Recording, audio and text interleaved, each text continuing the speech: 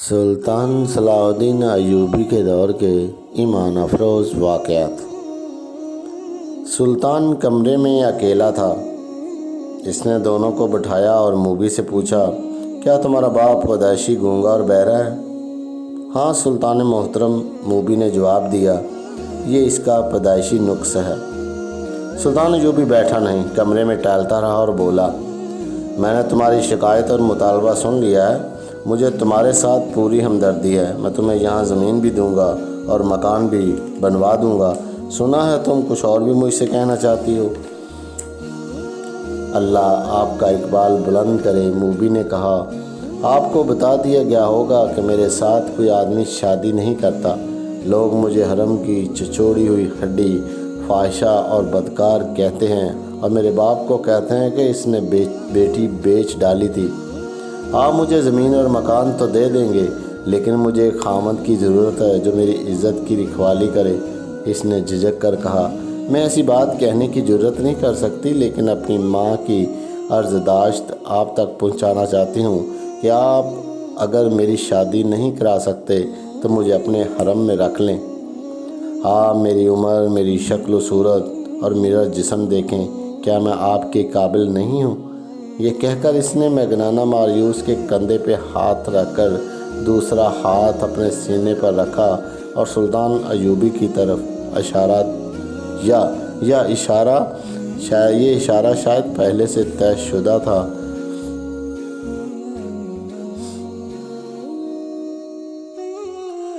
یہ کہہ کر اس نے میگنانا ماریوس کے کندھے پہ ہاتھ رکھ کر دوسرا ہاتھ اپنے سینے پر رکھا اور سلطان ایوبی کی طرف اشارہ کیا۔ یہ اشارہ شاید پہلے سے طے شدہ تھا۔ میگنانا ماریوس نے دونوں ہاتھ جوڑ کر سلطان ایوبی کی طرف کیے اور پھر موبی کے ہاتھ پکڑ کر سلطان ایوبی کی طرف بڑھایا، جیسے وہ یہ کہہ رہا تھا کہ میری بیٹی کو قبول کر لو، میرا کوئی حرم نہیں۔ لڑکی سلطان ایوبی نے کہا، میں ملک سے حرم، کعبہ خانے اور شراب ختم کر رہا ہوں۔ بات کرتے کرتے اس نے اپنی جیب سے ایک سکہ نکالا اور ہاتھ میں اچھالنے لگا۔ اس نے کہا، میں عورت کی عزت کا محافظ بننا چاہتا ہوں۔ یہ کہتے کہتے وہ دونوں کی پیٹھ پیچھے چلا گیا اور سکہ ہاتھ سے گرا دیا۔ ٹن کی آواز آئی تو میگنانا ماریوس نے چونک کر پیچھے دیکھا اور پھر فوراً ہی سامنے دیکھنے لگا۔ صلاح الدین ایوبی نے تیزی سے اپنے کمربند سے 1 فٹ لمبا خنجر نکال کر اس کی نوک میگنانا ماریوس کی گردن پر رکھ دی اور موبی سے کہا، یہ شخص میری زبان نہیں سمجھتا، اسے کہو کہ اپنے ہاتھ سے اپنا ہتھیار پھینک دے۔ اس نے ذرا سی پشو پیش کی تو یہاں سے تم دونوں کی لاشیں اٹھائی جائیں گی۔ موبی کی آنکھیں حیرت اور خوف سے کھل گئیں۔ اس نے اداکاری کا کمال دکھانے کی کوشش کی اور کہا، میرے باپ کو ڈرا دھمکا کر آپ مجھ پر کیوں قبضہ کرنا چاہتے ہیں؟ میں تو خود ہی اپنے آپ کو پیش کر رہی ہوں۔ تم جب محاذ پر میرے سامنے آئی تھیں تو تم میری زبان نہیں بولتی تھیں، سلطان ایوبی نے کہا، اور خنجر کی نوک میگنانا ماریوس کی گردن پر رکھے اس نے کہا، کیا تم اتنی جلدی یہاں کی زبان بولنے لگی ہو؟ اسے کہو فوراً ہتھیار ڈال دے۔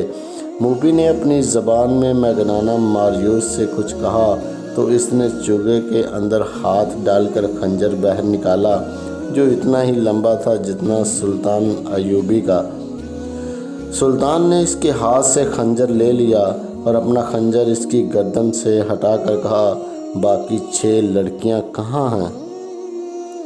آپ نے مجھے پہچاننے میں غلطی کی ہے، موبی نے کانپتی ہوئی آواز میں کہا، میرے ساتھ اور کوئی لڑکی نہیں۔ آپ کون سی 6 لڑکیوں کی بات کر رہے؟ مجھے خدا نے آنکھیں دی ہیں، سلطان ایوبی نے کہا، اور خدا نے مجھے ذہن بھی دیا ہے جس میں وہ چہرے نقش ہو جاتے ہیں جنہیں ایک بار آنکھ دیکھ لیتی ہے۔ تمہارا چہرہ جو آدھا نقاب میں ہے، میں نے پہلے بھی دیکھا۔ تمہیں اور تمہارے اس ساتھی کو خدا نے اتنا ناقص ذہن دیا کہ جس کام کے لیے تم آئے ہو تم اس کے قابل نہیں۔ سرائے میں تم دونوں میاں بیوی تھے، یہاں آ کر باپ بیٹی بن گئے، مگر تم ہو کچھ بھی نہیں، اور تمہارا ایک ساتھی بیر گھوڑوں کے پاس کھڑا وہ تمہارا نوکر نہیں، اسے گرفتار کر لیا گیا ہے۔ یہ کمال علی بن سفیان کا تھا۔ اسے موبی نے بتایا تھا کہ وہ سرائے میں ٹھہرے ہوئے ہیں۔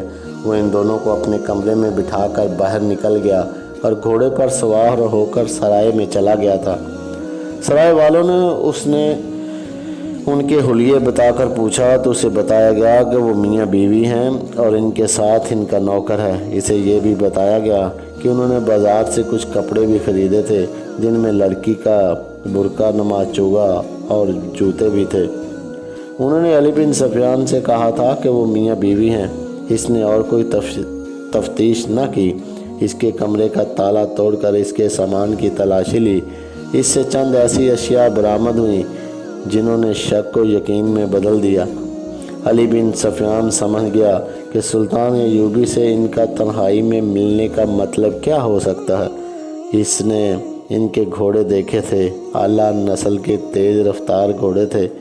سرائے والوں سے ان کے گھوڑوں کے متعلق پوچھا گیا تو انہوں نے بتایا کہ یہ تینوں مسافر اونٹوں پہ آئے تھے اور یہ گھوڑے لڑکی نے کہہ کر منگوائے تھے کہ نہایت اچھے ہوں اور تیز رفتار ہوں۔ سرائے والوں نے یہ بھی بتایا تھا کہ لڑکی کا خامد گونگا ہے اور نوکر بھی گونگا معلوم ہوتا ہے، وہ کسی سے بات نہیں کرتا۔ دراصل وہ بھی یہاں کی زبان نہیں جانتا تھا۔ علی بن سفیان نے واپس آ کر دیکھا کہ اجلاس ختم ہو گیا ہے تو وہ سلطان ایوبی کے پاس چلا گیا۔ اسے ان کے متعلق بتایا اور وہ کہانی بھی سنائی جو لڑکی نے اسے سنائی تھی۔ پھر سرائے سے جو معلومات اس نے حاصل کیں، وہ ان کے سامان سے جو مشکوک چیزیں برآمد کیں وہ دکھائیں اور اپنی رائے یہ دی کہ آپ کو قتل کرنے آئے ہیں، آپ سے تنہائی میں ملنا چاہتے ہیں۔ انہیں یہ منصوبہ بنایا ہوگا کہ آپ کو قتل کر کے نکل جائیں گے۔ جتنی دیر میں کسی کو پتہ چلے گا اتنی دیر میں وہ تیز رفتار گھوڑوں پر سوار ہو کر شہر سے دور جا چکے ہوں گے، اور یہ بھی ہو سکتا ہے کہ یہ لوگ آپ کو اتنی خوبصورت لڑکی کے چکر میں ڈال کر خوابگاہ میں قتل کرنا چاہتے ہوں۔ سلطان ایوبی سوچ میں پڑ گیا، پھر کہا انہیں ابھی گرفتار نہ کرو، میرے پاس بھیج دو۔ علی بن سفیان نے انہیں اندر بھیج دیا اور خود سلطان کے کمرے کے دروازے کے ساتھ لگا کھڑا رہا۔ اس نے محافظ دستے کے کمانڈر کو بلا کر کہا، ان دونوں گھوڑوں کو اپنے گھوڑوں کے ساتھ باندھ دو، زینے اتار دو اور ان کے ساتھ جو آدمی ہے اسے حراست میں لے لو۔ ان کی تلاشی لو، ان کے کپڑوں کے اندر خنجر ہوگا اور اس سے لے لو۔ ان احکامات پر عمل ہو گیا۔ میگنانا موریوس کا ساتھی گرفتار ہو گیا، اسے خنجر برآمد ہوا، گھوڑوں پر بھی قبضہ کر لیا گیا، اور جب انہیں سلطان ایوبی کے کمرے میں داخل کیا گیا تو باتوں باتوں میں سلطان نے ایک سکہ فرش پر پھینک کر یقین کر لیا کہ یہ شخص بہرا نہیں۔ سکے کی آواز پر اس نے فوراً پیچھے مڑ کر دیکھا تھا۔ سلطان صلاح الدین ایوبی نے لڑکی سے کہا، اسے کہو کہ میری جان صلیبیوں کے خدا کے ہاتھ میں نہیں، میرے اپنے خدا کے ہاتھ میں ہے۔ موبی نے اپنی زبان میں میگنانا ماریوس سے بات کی تو اس نے چونک کر کچھ کہا۔ موبی نے سلطان ایوبی سے کہا، یہ کہتا ہے کیا آپ کا خدا کوئی اور ہے، اور کیا مسلمان بھی خدا کو مانتے ہیں؟ اسے کہو کہ مسلمان اس خدا کو مانتے ہیں جو سچا ہے اور سچے عقیدے والوں کو عزیز رکھتا ہے۔ سلطان ایوبی نے کہا، مجھے کسی نے بتایا تم دونوں مجھے قتل کرنے آئے ہو۔ میرے خدا نے اگر تمہارا خدا سچا ہوتا تو تمہارا خنجر مجھے ہلاک کر چکا ہوتا۔ میرے خدا نے تمہارا خنجر میرے ہاتھ میں دے دیا۔ اس نے ایک تلوار کہیں سے نکالی اور چند اور اشیاء انہیں دکھا کر کہا، یہ تلوار اور یہ چیزیں تمہاری ہیں، یہ تمہارے ساتھ سمندر پار سے آئی ہیں، تم سے پہلے یہ مجھ تک پہنچ گئیں۔ میگنانا ماریوس حیرت سے اٹھ کھڑا ہوا، اس کی آنکھیں ابل کر باہر آ گئیں۔ جتنی باتیں ہوئیں وہ موبی کی وساطت سے ہوئیں۔ میگنانا ماریوس نے بولنا شروع کر دیا۔ وہ صرف اپنی زبان بولتا اور سمجھتا تھا، خدا کے متعلق یہ باتیں سن کر اس نے کہا، یہ شخص سچے عقیدے کا معلوم ہوتا ہے۔ میں اس کی جان لینے آیا تھا، لیکن اب میری جان اس کے ہاتھ میں ہے۔ اسے کہو کہ تمہارے سینے میں ایک خدا ہے، وہ مجھے دکھائے۔ میں اس خدا کو دیکھنا چاہتا ہوں جس نے اسے اشارہ دیا کہ ہم اسے قتل کرنے آئے ہیں۔ سلطان ایوبی کے پاس اتنی لمبی چوڑی باتوں کا وقت نہیں تھا۔ اسے چاہیے تھا کہ ان دونوں کو جلاد کے حوالے کر دیتا، لیکن اس نے دیکھا کہ یہ شخص بھٹکا ہوا معلوم ہوتا ہے۔ اگر یہ پاگل نہیں تو یہ ذہنی طور پر گمراہ ضرور ہے۔ چنانچہ اس نے اس کے ساتھ دوستانہ انداز سے باتیں شروع کر دیں۔ اس دوران علی بن سفیان اندر آ گیا۔ وہ دیکھنا چاہتا تھا کہ سلطان خیریت سے تو ہے۔ سلطان ایوبی نے مسکرا کر کہا، سب ٹھیک ہے علی، میں نے ان سے خنجر لے لیا ہے۔ علی بن سفیان کی سکون کی آہ بھر کر باہر چلا گیا۔ میگنانا ماریوس نے کہا، بیشتر اس کی کہ سلطان میری گردن تن سے جدا کر دے۔ میں اپنی زندگی کی کہانی سنانے کی مہلت چاہتا ہوں۔ سلطان نے اجازت دے دی۔ میگنانا ماریوس نے بالکل وہ کہانی جو رات صحرا میں اس نے اپنے پارٹی کمانڈر اپنے ساتھیوں کو سنائی تھی، من و عن سلطان ایوبی کو سنا دی۔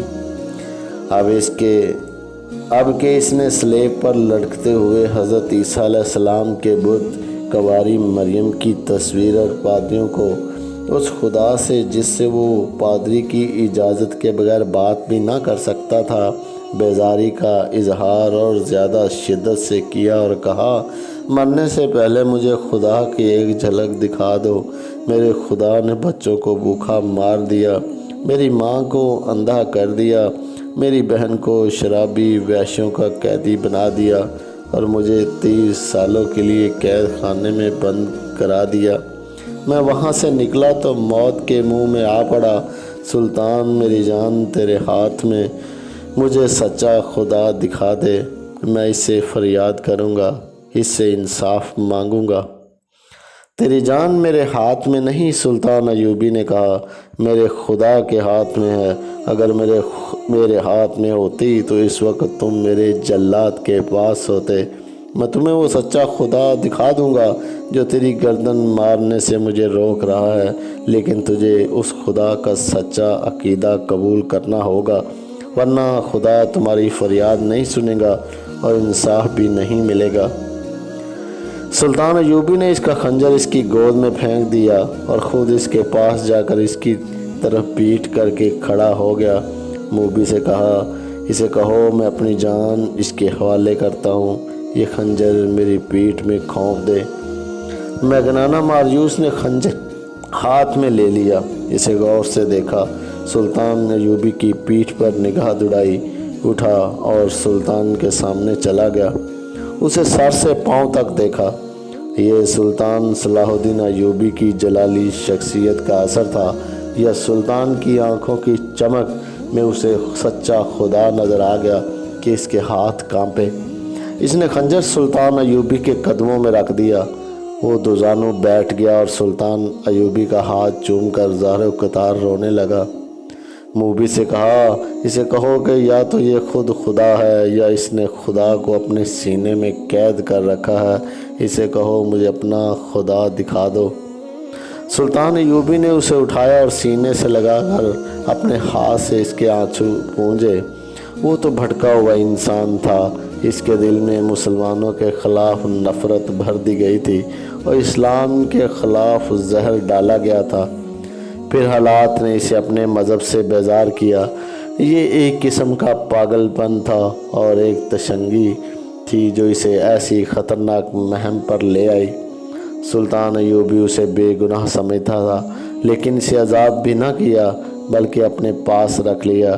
موبی باقاعدہ ٹریننگ لے کر آئی تھی اور مفرور جاسوسہ تھی۔ یہ وہ 7ویں لڑکی تھی جس نے صلیبیوں کا پیغام سوڈانیوں تک پہنچایا اور بغاوت کرائی تھی۔ وہ ملک کی دشمن تھی، اسے اسلامی قانون نہیں بخش سکتا تھا۔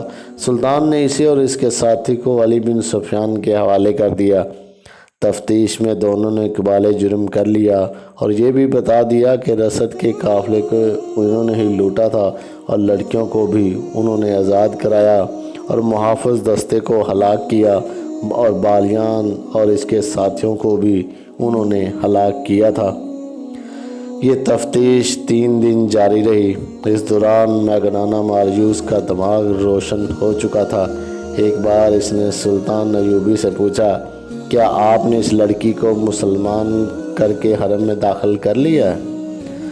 آج شام کو اس سوال کا جواب دوں گا، سلطان ایوبی نے جواب دیا۔ شام کے وقت سلطان ایوبی نے میگنانا ماریوس کو ساتھ لیا اور کچھ دور لے جا کر ایک خاتے میں لے گیا۔ لکڑی کے 2 تختے پڑے تھے، ان پر سفید چادریں پڑی ہوئی تھیں۔ سلطان ایوبی نے چادروں کو ایک طرف سے اٹھا دیا اور میگنانا ماریوس کو دکھایا۔ اس کے چہرے کا رنگ بدل گیا۔ اس کے سامنے موبی کی لاش پڑی تھی اور دوسرے تختے پر اس کے ساتھی کی لاش۔ سلطان ایوبی نے موبی کے سر پر ہاتھ رکھ کر پیچھے کھینچا، گردن کندھے سے جدا تھی۔ اس نے میگنانا ماریوس سے کہا، میں اسے بخش نہیں سکتا تھا، تم اسے اپنے ساتھ لائے تھے کہ میں اس کے حسن اور جسم پر فدا ہو جاؤں گا، مگر اس کا جسم مجھے ذرا بھر اچھا نہیں لگا تھا۔ یہ ناپاک جسم تھا، یہ اب مجھے اچھا لگ رہا ہے۔ اب جب کہ اس جسم سے اتنی حسین شکل و صورت جدا ہو چکی ہے، مجھے یہ بہت اچھی لگ رہی ہے، اللہ اس کے گناہ معاف کرے۔ سلطان میگنانا ماریوس نے پوچھا، آپ نے مجھے کیوں بخش دیا؟ اس لیے کہ تم مجھے قتل کرنے آئے تھے، سلطان ایوبی نے جواب دیا، مگر یہ میری قوم کے کردار کو قتل کرنے آئی تھی اور تمہارا یہ ساتھی بھی سوچے سمجھے منصوبے کے تحت بہت سے لوگوں کا قاتل بنا اور تم نے میرا خون بہا کر خدا کو دیکھنا چاہا تھا۔